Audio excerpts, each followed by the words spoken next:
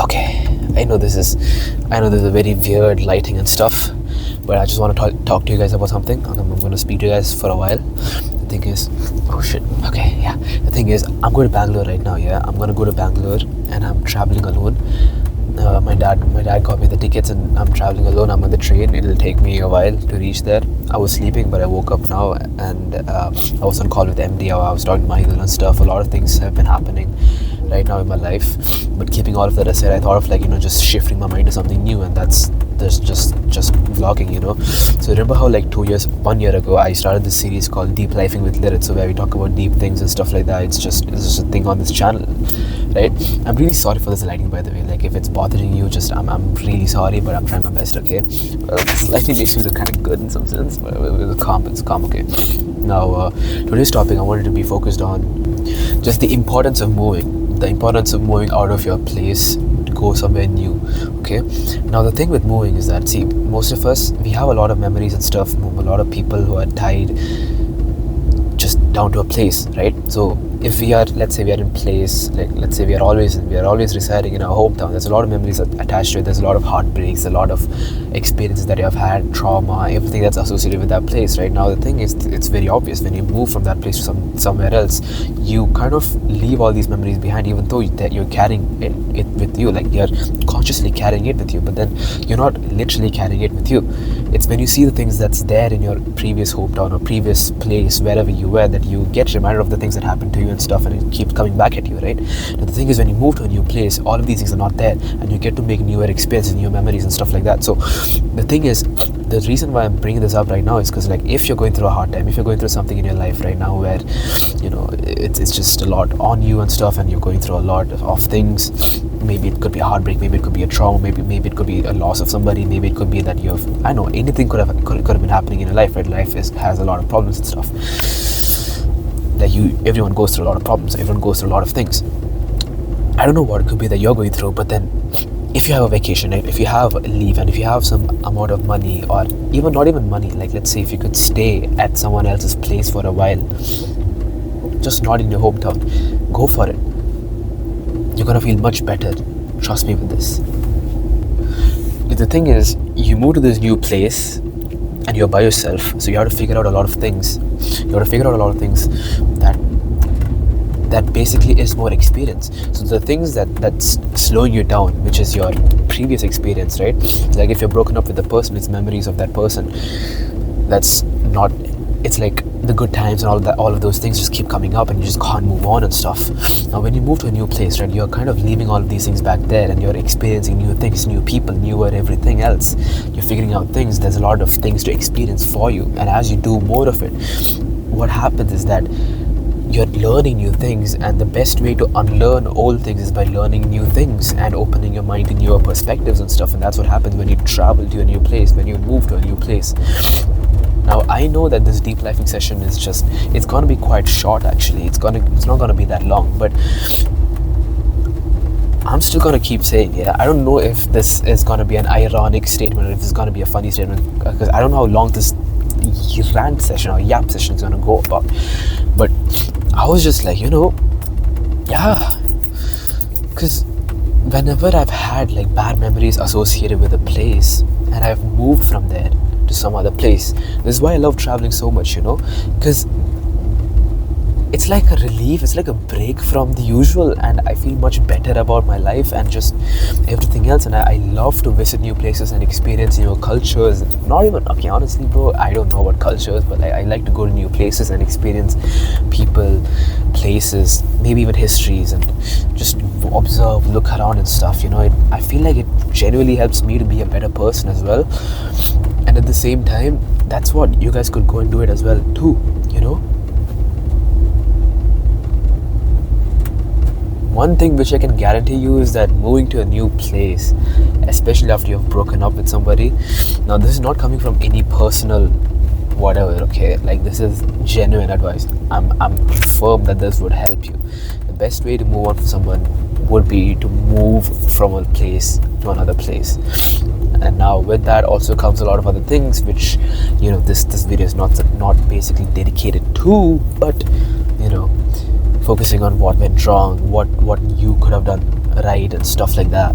And then there's this, oh yeah, I've seen this thing in social media which is more about like, you go through a heartbreak and then there's a transformation that's coming. I don't think that should be happening. Like I saw some posts where there were comments by people where they were like, you know what, if you truly loved your person, then you would have tried to go through that transformation when you were with that person, so that you could have given them the best of yourself, right? If you truly love that person. Now that's the thing, like most of us, I might be making an assumption. I'm really sorry if I'm making an assumption, if it pisses you off, but like I'm still gonna say it. Most of us, we go through something and then we are motivated by a desire to improve, right? Maybe it could be also coming from a place of freedom, like you have newfound freedom, so now with this freedom you're going to do stuff. But then the thing with a healthy relationship is that you're supposed to feel this freedom within that relationship, right? Now I'm not no relationship expert. I've never been in a relationship, never been in a proper relationship in my life. In my entire 19 years of life, I've not been in a relationship, okay? But regardless, my friends have been in a relationship. I've seen a lot of relationships start, stay and fall, and there's a lot of observations that I made, a lot of books that I've read, not on relationships but just people, human nature and stuff like that in general, and I've read a lot of books. I don't know if I have the experience. I don't know if I'm qualified to say a lot of these things, but like I'm gonna just tell you what I feel like, and you decide, you judge me based on whatever I'm telling you, right? So I believe in a relationship, in a healthy relationship, you're still supposed to feel the amount of freedom that you would feel before you were in that relationship, right? You should be in a space of like comfort with your partner where they get you and you get them as well. It's not just one-sided, like you fuck with something, they don't fuck with something.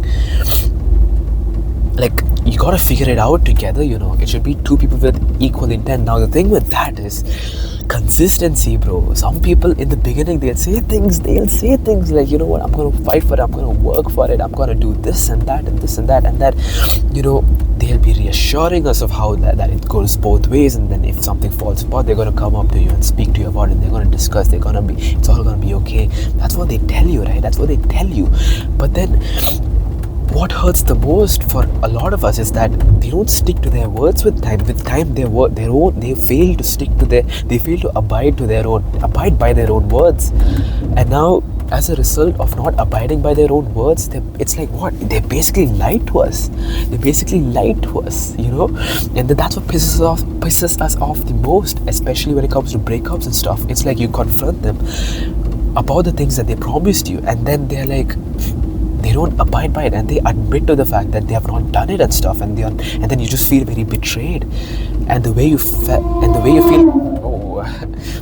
feel can never be, calmed, or not calm. What the fuck?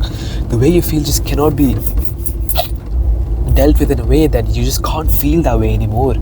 It's like they have failed to stick to a promise that they have made, and it's on you to forgive them and to move on and give them the benefit of the doubt, give them a chance again. Because if you truly love them, then all of these, it's being in a relationship is filled with complications, and especially if it's someone who doesn't stick to the words that they say, it's going to be very much harder to like just date them. Now I do not know the solution for this. I'll think about it, right? But if you guys have some insights, just put it out in the comment section below for the other people who are also going through a similar situation like this.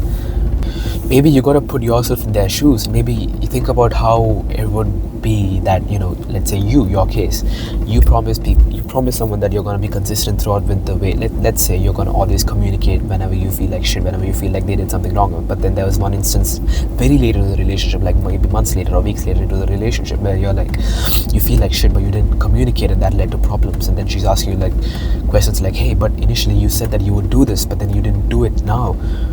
Why? And then she'll be feeling all of these emotions that we feel when our partner doesn't stick to the words that they give us, that the words that they have literally said themselves that they would stick to, the promises that they have made. So put yourself in their shoes, because in a relationship it all comes down to understanding, mutual understanding, right? To get there, you need to put yourself in their shoes. Now understand, like, why, like if you were there, like why would you have done something like that? Why would you have not communicated when you felt that way? Especially when you've given them the word And the thing is, we are all human beings. We make promises, but sometimes we do not stick to them. Maybe because of the fact that maybe we have forgotten or anything. It could be anything. Now it comes down to the question of how could you forget if you truly love this person and stuff. And all of that stuff is what you talk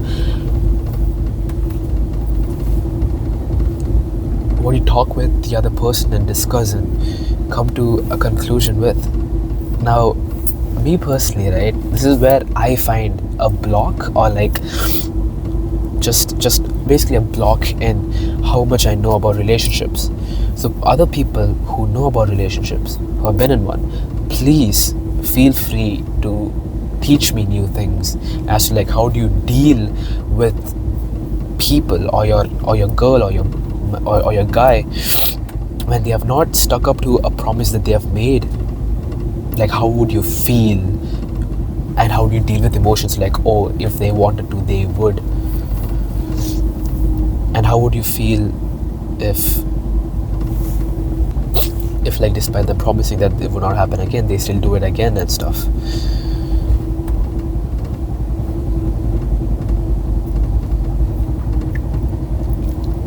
I'm willing to learn, because the type of person that I am, I think, like, from some